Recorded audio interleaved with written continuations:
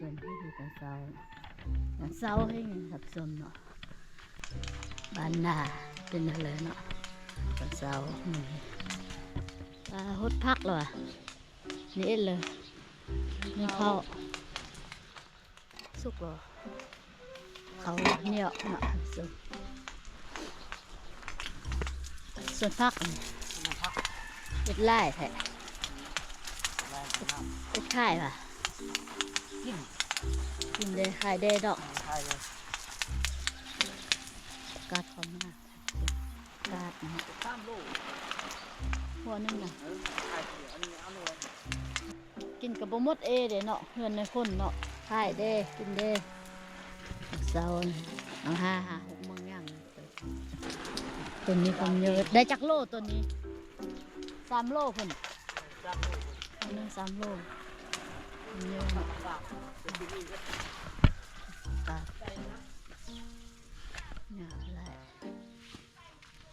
ช่วงนี้กินน้ำอึ้น วันนั้นอินิตาจิบเมื่อขึ้นทำมาขึ้นบ่หอน ไปเงียนมันน่ะมันมีอีกมา โอ้ชมเนี่ย ไปป้องประสงไปแล้ว จับไก่ไร มือใส่ให้เขาสมัคคีเนาะไอ้น้องมายามพ่อปู่ลูกเต็มเมืองหลวงมาบ่ไอ้พ่อปู่เป็นพ่อปู่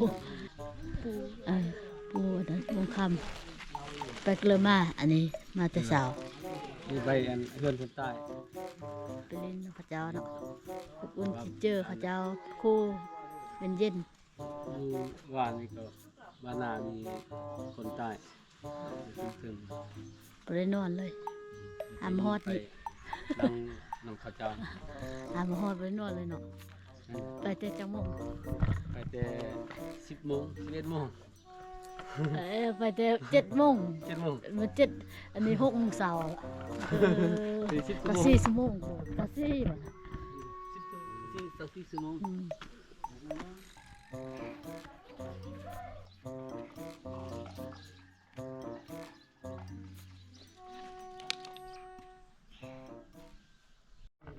ันเว้เข้ามาตอน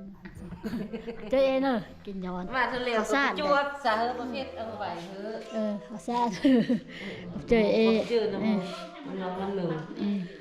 เมื่อวานนี้มาจิมาลีเมื่อวานนี้มาจิมาลีหนักมากกับไปเห็น วันไปมงอยไปนอนหุ่นพอยตาเขียนคลิปแล้วมีไฟฟ้าเนี่ยเขาเสียบคอมเนี่ยไปเขียนอยู่มงอยแอ๊กตื้นแล้วก็จะเอามันเนาะเข้ามาตอนเขาซ่าเตรียมคู่อะไรคุณยิ่งอะไรนี่ก่อน แกะนี่เนาะไม่ยิงมือ ยิ่ง มือก็หน่วยหั่นแถวบ้านเนาะ คุณยิ่งที่สามสาว มา เจ้าเราเป็นอันดับสายมดเนาะสามสาว บ้านนั้นก็มา บ่มายืนมาเท่าซะ อันนั้นดิฉันรู้คือ บะเมกเด้ นี่ หนุ่ยดี มา แม่ต้องสิกะวันเอาเข้ามาตอนเนาะ5ซาวได้ก็ได้นี่ อันนี้เนาะ ดีเด้อ นาคนเอาเข้ามาให้เนาะ เดียวเนาะ เอาเข้ามาตอน ข้าวซ่าน จุ่มเอ็นหนูจุ่มเอ็นหนูเอาตู้หนึ่งหนึ่งเอาตู้หนึ่งถ้าจุ่มหนูนี่ไง เนี่ยมันน่าขี้ไห้นะมึงดูนี่มันนี่เบี้ยพ่อมันพง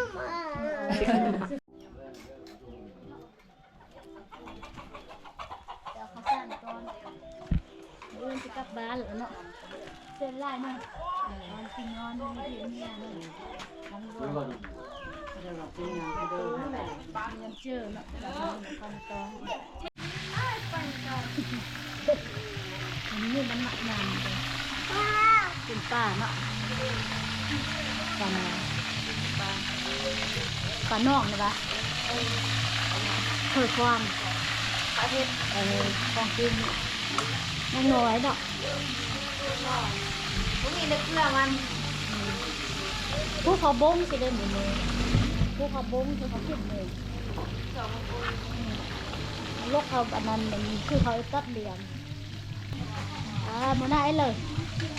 ล้างห้อยป่ะ ไม่ห่วยอ่ะ มันเจ็บห้อยเบิ้งมา พันแท้มันน้อยคนน้ำพักว่ะสลัดเนาะส่วนหนาเพชรดิ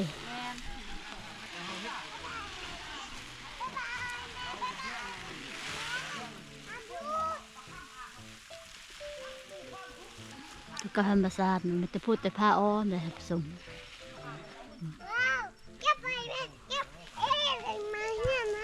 เออลูกเงินไก่อุ่น บ่ไปเฮือนไอ้ปองเอาเก็บมือน้ำเลี้ยงเก็บมือโยนเลี้ยงเนาะ กำลังไปเก็บกิน เก็บเฮือไอ้ป้องบ่เก็บมาตอนลุงสุก นอนได้ไหม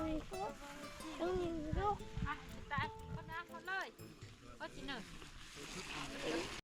ส่วนล้อมอยู่ส่วนนาเพชรเนาะ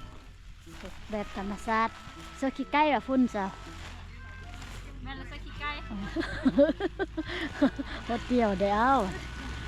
เอาน้ำยำหน้าวนี่พักได้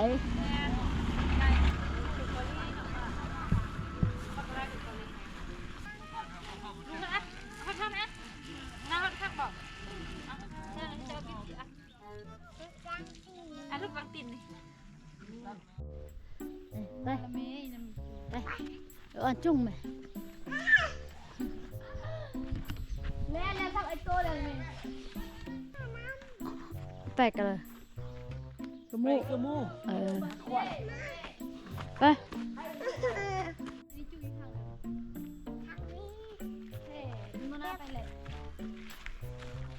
ทางนี้นะ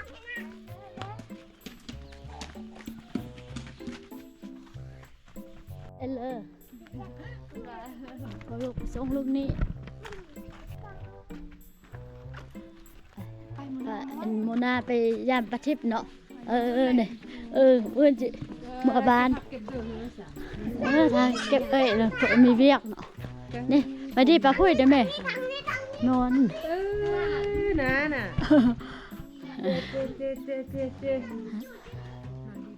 นอนไปกันมาโพสพัดไปมาง่อยมันผัดเจีย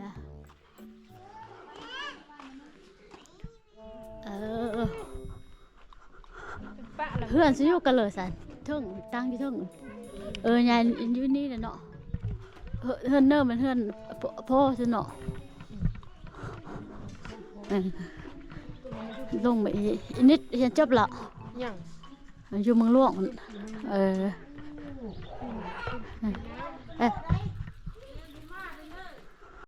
นาไปเลาะยามเพิ่นประทิบ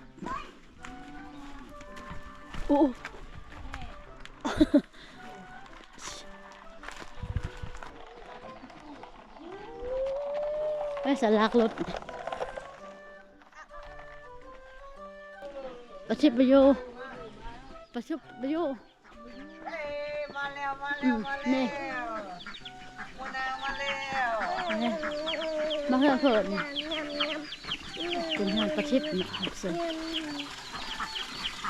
เห็นเอ้ยผู้กกเสือร้อนแบบนี้เลยเนาะก็เลยเข้าทางเลยเพื่อนประทิบเลย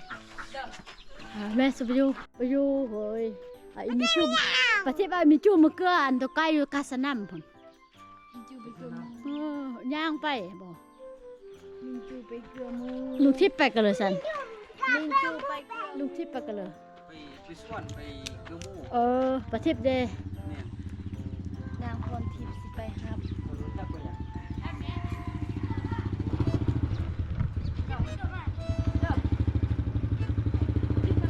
ไม่มาหันเด้อแม่ประทิบมามันยินเสียงตู้กิ้งยินนั่นเองปฏิสวามาป้าไปแม่ไปมายินอีจู้นี่หนูไปเกิดไปกันเลยมากระมูกระไก่ไปสนามกระมูไปหมูเด้งไปกระมูเด้งไปหมูทอดกระมูไปแม่รู้สึกกันยาวเลยแค่ หมูเด้งนำลูก พูดเอาไปเพื่อนหมูน้ำพี่หมูเด้งนะ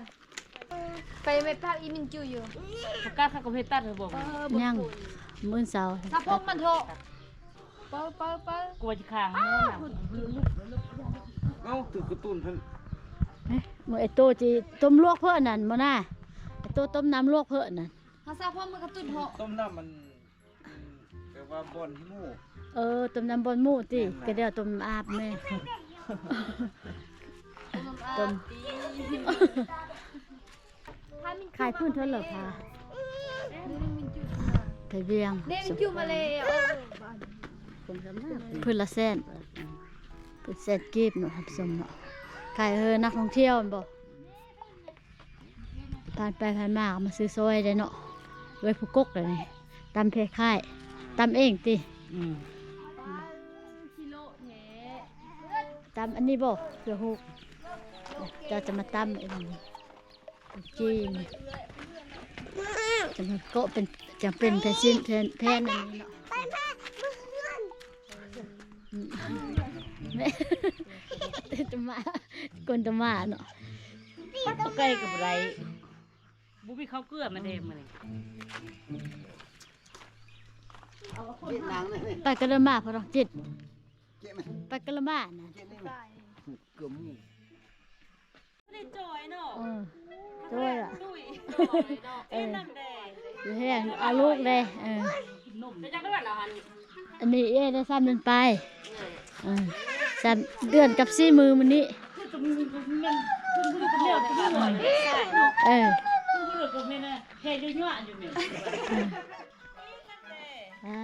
จุยขายแพร่ป่ะจูเนี่ยว่าคนนี้งาม ที่นี่คือว่าตำตะลกสินะโอ้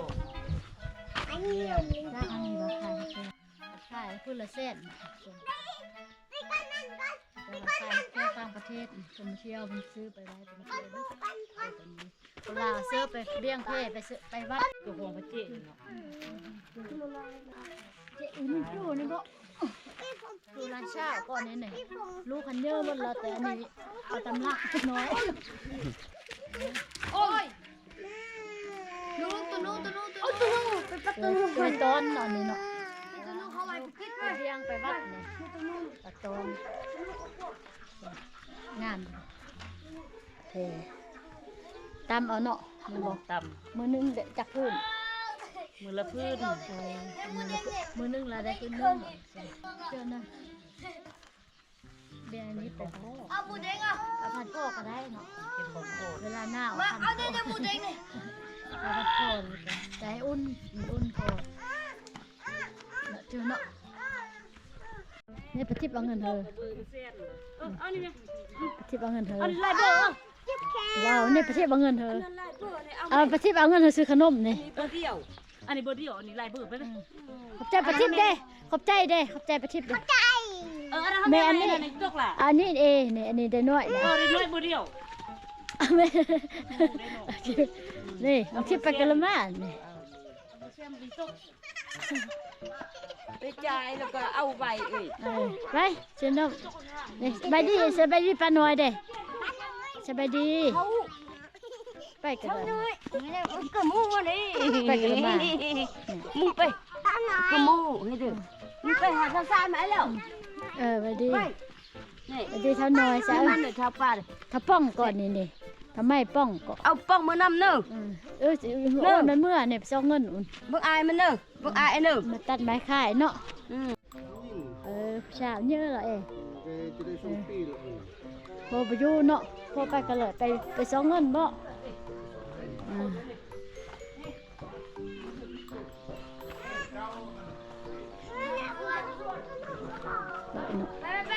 จะเป็นกลางบ้านมันการปนาสิบ้านข้าพเจ้าบ้านเกิดนอนบ้านนอกอะไรไปไปไป บ่ซื้อฮะไอ้ลูกแหวนเมื่อกี้อันโจใจตัวเองนะ บ้านนอก ลูกคือฮะไอ้นั่นเมื่อกี้ไอ้ลูกซื้อไอ้แม่ตอนแม่เมื่อบ่เห็นนะ อยากอยู่บ่บ้านนา บ่จะอยู่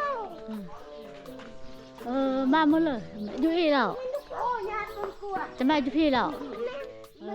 ไปอยู่คอยดิด เอามันลงพวก ไปกันละมา ไปสงกรานต์เข้ามา สงกรานต์ ทำไอ้นี่ก็ได้ พาบุนาย่างโลกกลางบ้านเนาะ อันนี้อันนี้ก็ได้มันมูแม่เนาะอันนี้อูก็ได้ลูกไปเล่นก็ได้เนาะ ซื้อจ้ะซันไปเล่นน้ำเด้อเนอะตาหน่อยซันไปเล่นน้ำเด้อเนอะมื้อจะเมื่อปะ ร้านนี้แหละ ชื่อฮันนี่ปะมาเห็นมักฮันนี่นี่ชื่อหาเท่าที่สวรรค์เนาะแม่ไปกันเลยแม่จับก็แม่เงินนะแม่แม่ใจายไม่เท่าไปไปดิไปดิผู้เชี่ยวไหม ไปดิ ไป ก็มี3คนเหรอ สามคนบตีเราแทนเอาเมียอยู่ในโบสันเพียรเรียกเลยเราบริเรียกเลยน่ะจะเมื่อบ้านเรานั่นเต้ตุยเจ้าก็ชื่อตุยเซี่ยวเขาปฐมเดียวเนาะสมัยนะเขาเห็นเดียวโชคดี ตั้งงานตี มื้อจะกลับแล้วออกเซี่ยวขับรถเนอะไม่ไหมเรียกรถได้ ทำรถกันทำรถกัน นี่ อังมันจังแม่อังมันจัง ไปให้ย่างไปเตอเนาะ เซียวเนี่ยไปเขาเฮียน เซี่ยวเดียวเลยเขาบอกเจนเลย เขาเจอกันเลย ที่มีแห้ง บางทีมีแห้งครับ ภาษาเมนี่จะเฮิร์ดอ่ะ แล้วเขาก็นี่เลย เขามีอยู่เลยหักแห้งเดียวเมื่ออุ่นจะมาย่างเด่น จับเสด็จกันเลยจิ๊กโตมาย่ามละ ย่างแห้งเดียวน้ำเดียวกันนะขอพายไป เจอเนาะกันเนาะ สะอาด ปีนี้เพิ่งกับเขางามเลย ใจ ฝากคนนี่ปีฝากคนงามนี่คนกันนี่ โอ้ยบ้านนะฟ้องกองมันนึงอยู่แม่ว่าเอามาตอน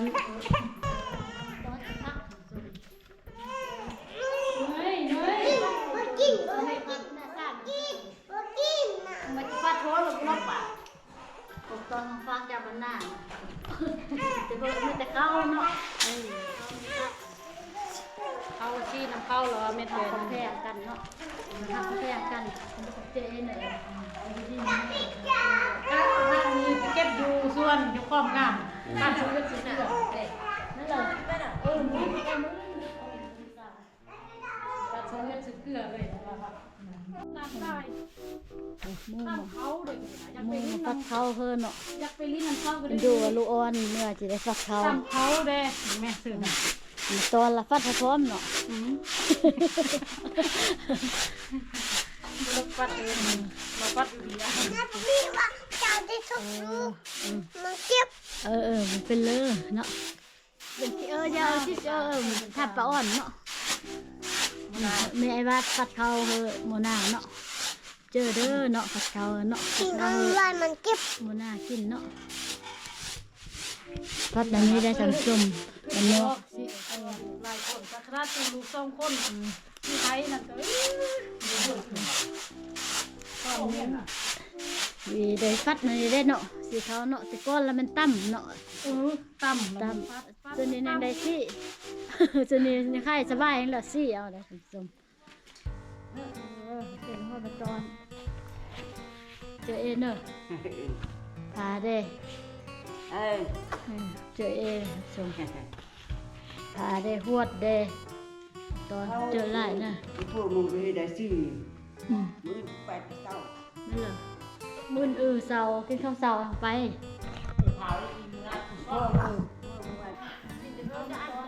จะหอบวิจารณ์ว่ามึงจ้างอันเลย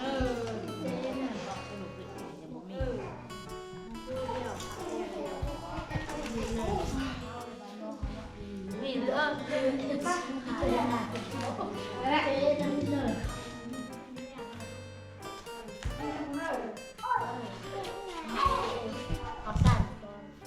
เอามันกระบุกมาเถื่อนบีบนี่ดิ เข้ากัดแล้วหน่อย ผัดเจ้าให้ดอกเพลน่ะ